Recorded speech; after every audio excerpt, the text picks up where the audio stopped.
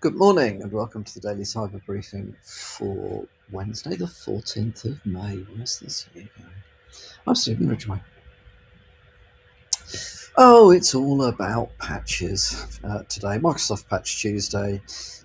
78 fixes in this roundup, majority of which are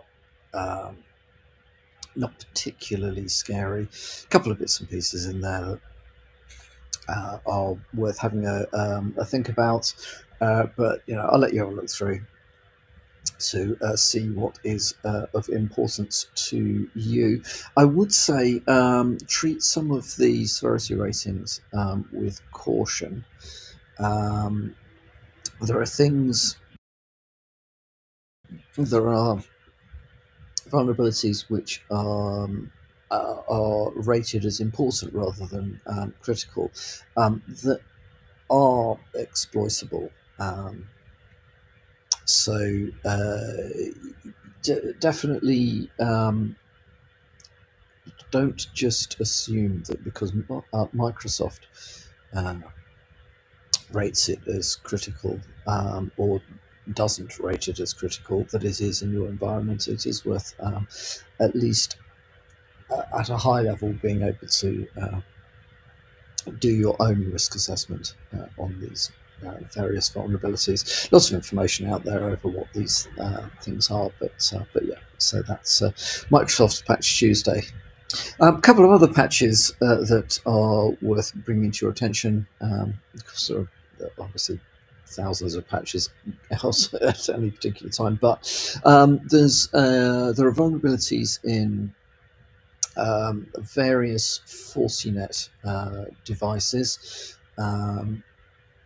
Vulnerabilities tracked as CVE 2025 32756, 0-day remote code execution flaw, which seems to be found in 40 cameras, 40 mail, 40 NDR, 40 recorder, 40 voice devices.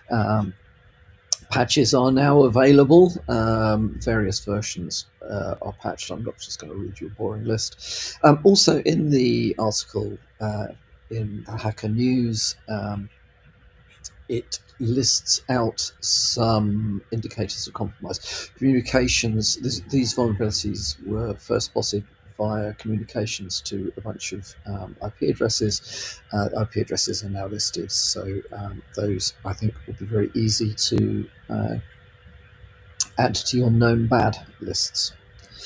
Also, Ivanti has pushed out patches, which is patching two vulnerabilities, CVEs 2025 4427 and 4428. The first one is an authentication bypass in Ivanti Endpoint Manager Mobile. Only has a score of 5.3. The other one, 4428, has a CVSS score of 7.2 and is a remote code execution vulnerability in the Endpoint Manager Mobile. So chaining the two could be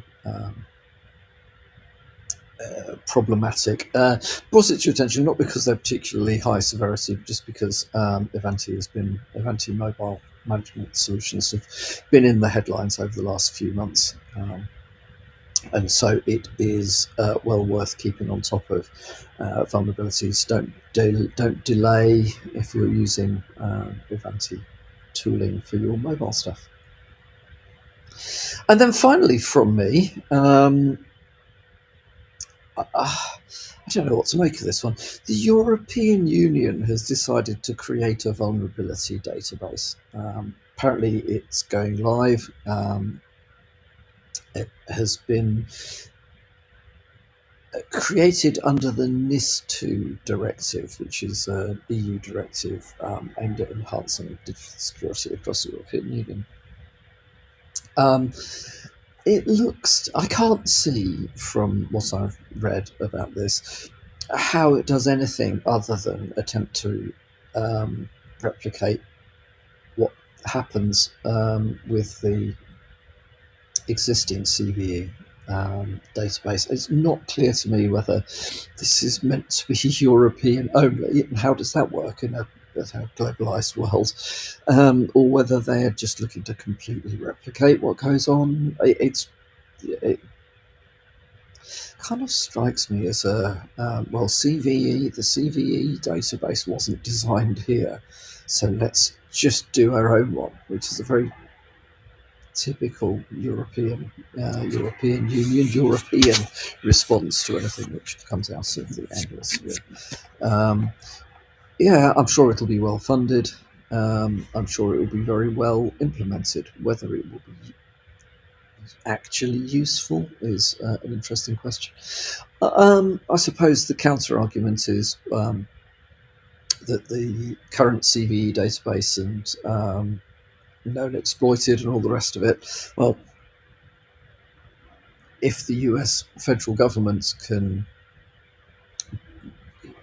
randomly and suddenly threaten to pull funding from globally important uh, cybersecurity solutions, maybe this. In fact, I think we talked a little about this on the briefing a while back. That as a consequence of the federal government effectively messing about with these sorts of things, there will be a fragmentation of approach. I expected to see something more along the lines of individual software developers, individual companies coming up with their own methods of tracking vulnerabilities rather than there being a separate global database. But we'll have to see where it goes. Yeah, so interesting. If you are interested in the how do we track vulnerabilities space, this will now be something else that you can't ignore. Okay, that's all from me for today. I hope you have a good Wednesday, and I'll speak to you. No, I won't speak to you tomorrow. It will probably be Rich Banfield from the Agony Uncles